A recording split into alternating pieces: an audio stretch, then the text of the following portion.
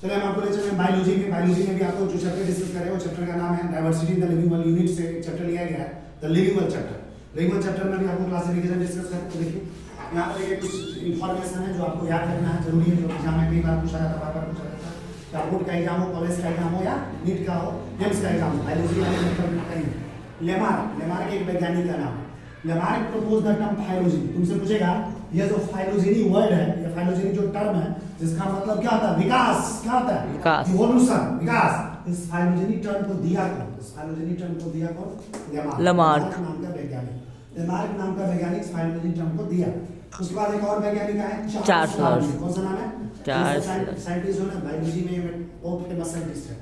Charles Darwin क्या किया, Charles Darwin gave detailed explanation of phylogeny in his book Origin of Species। देखो phylogeny के बारे में और ज्यादा विस्तृत रूप से जानकारी फाइलोजेनी के बारे में, मतलब इवोल्यूशन के बारे में, विकास के बारे में और ज्यादा डिटेल में जानकारी कौन दिया, चार्ल्स डार्विन। कौन दिया, किस चीज के थ्रू दिया, तो अपनी किताब में दिया। किसमें दिया, किताब का चार्ल्स डार्विन के द्वारा लिखा गया जो किताब था जिसमें इन्होंने फाइलोजेनी के बारे में डिटेल एक्सप्लेनेशन दिया, विस्तृत रूप से जानकारी दिया। कौन सा किताब में, ओरिजिन ऑफ स्पीशीज, किताब में ओरिजिन ऑफ स्पीशीज 1859 में। कितने ईस्वी में, तुमसे पूछेगा ओरिजिन ऑफ स्पीशीज बुक किसके द्वारा लिखा गया, चार्ल्स डार्विन के द्वारा।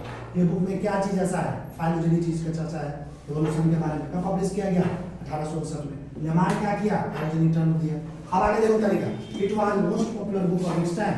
और ये जो ओरिजिन ऑफ स्पीशीज था उस जमाने का सबसे फेमस बुक किताब माना जाता था। ओरिजिन ऑफ स्पीशीज किताब जो जमाने में क्या माना जाता था, सबसे फेमस किताब। आगे देखो, अब देखो इस धरती पे कुछ प्लांट्स जो होता है ना, प्लांट्स समझते हो ना, प्लांट्स का उत्पत्ति धरती पे कैसे होता, तो उसको तो हम तुमको बताने जा रहे हैं।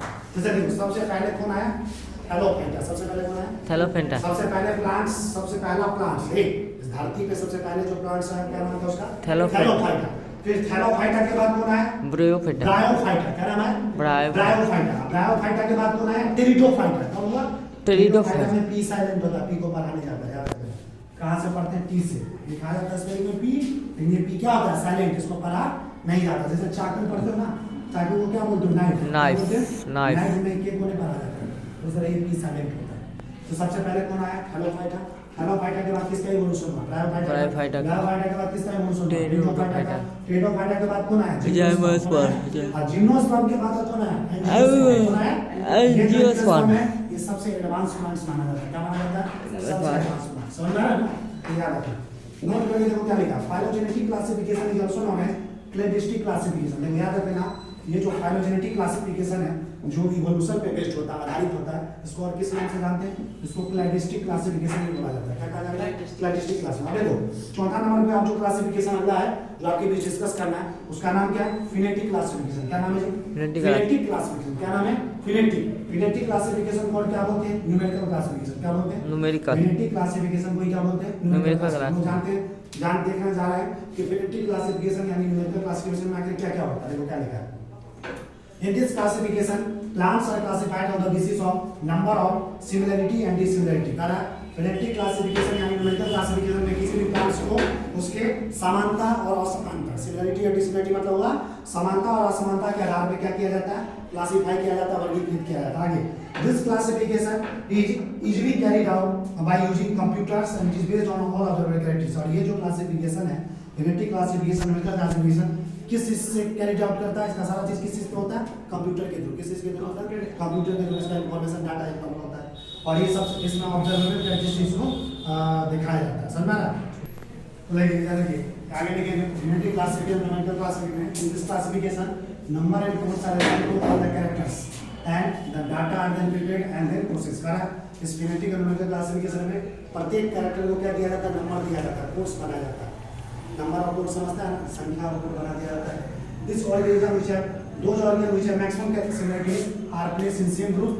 मतलब जिस ऑर्गेनिज्म का जिस जीव का सबसे ज्यादा सिमिलरिटी है, मतलब समानता ज्यादा है, उसको एक जैसे ग्रुप में रख देते हैं। समझ में? In this way each character is given equal importance and at the same time hundreds of character can be considered. इस वजह से हर कैरेक्टर को बराबर का इंपॉर्टेंस दिया जाता है, महत्व दिया जाता है, और एक समय में 100 कैरेक्टर को क्या किया जाता है, कंसीडर किया जाता है। आगे देखो नोट करके एक पॉइंट है, in this classification importance to any one character is not given, all the characters are same importance। करा इस फिनेटिक क्लासिफिकेशन, न्यूमेरिकल क्लासिफिकेशन में एक कैरेक्टर को इंपोर्टेंस नहीं दिया जाता, महत्व नहीं दिया जाता, सभी कैरेक्टर को बराबर बराबर का क्या दिया जाता है, महत्व दिया जाता है। While in natural classification, floral और reproductive characters have more importance than vegetative representation, जबकि जो नेचुरल क्लासिफिकेशन होता है उसमें फ्लोरल कैरेक्टर को ज़्यादा इंपोर्टेंस दिया जाता है। फ्लोरल कैरेक्टर मतलब कैसा कैरेक्टर, रिप्रोडक्टिव कैरेक्टर, प्रजनन में दिखाया जाता है। किस कैरेक्टर के कंपेरिजन में, वेजिटेबल को कम इंपोर्टेंस, कम महत्व दिया जाता है नेचुरल क्लासिफिकेशन में। रूट वाला हुआ, लीव्स वाला। अब आगे का कहानी क्या है, टैक्सोनॉमिक कैटेगरीज। ये जो लिविंग वर्ल्ड चैप्टर है इसमें हम नेक्स्ट क्लास में आपको डिस्कस करेंगे टैक्सोनॉमिक कैटेगरीज। टैक्सोनॉमिक कैटेगरी क्या होता है, उसका क्या इंपोर्टेंस होता है, उससे क्या हम समझते हैं, उसको आपको नेक्स्ट बायोलॉजी के लेक्चर में डिस्कस करेंगे। अगर आज का हमारा लेक्चर जो है बायोलॉजी का अगर आपको अच्छा लगता है इस वीडियो को लाइक कीजिए, दोस्तों के बीच, लोगों के बीच शेयर कीजिए। अगर इस चैनल के बारे में कुछ बताना है वीडियो के थ्रू तो आप इस चैनल पे कमेंट कर सकते हैं इस वीडियो के थ्रू। और अगर चाहते हैं कि इस चैनल में इसी तरह का वीडियो आपको रेगुलर मिलता है, चैनल पे नए नए अपडेट के लिए आप हमारे इस यूट्यूब चैनल जीपी मंत्र को सब्सक्राइब कर सकते हैं। तो फिर मिलेंगे आपको बायोलॉजी के नए लेक्चर में, और नेक्स्ट लेक्चर में आपको डिस्कस करेंगे टैक्सोनॉमिक कैटेगरीज।